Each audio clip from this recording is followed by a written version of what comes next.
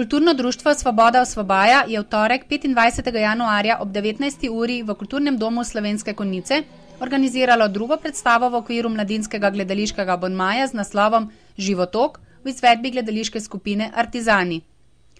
Životok je predstava o malem človeku, ki ga spremljamo na njegovi življenjski poti od rojstva do smrti.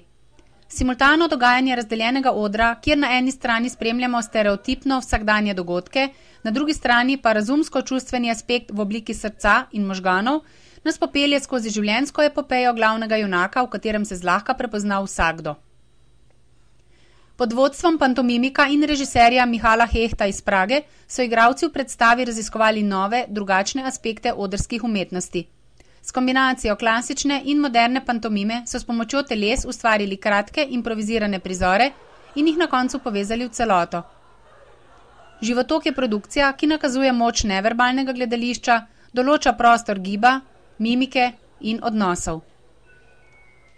Predstava Životok v izvedbi skupine Artizani je prejela nagrado Vizionar za najboljšo predstavo v celoti na festivalu Vizije, festivalu Mladinskih gledaliških skupin Slovenije 2010 v Novi Gorici, na festivalu Linhartovo srečanje 2010 v Postojni pa Matička za najboljši skupinski uprizoritveni dosežek.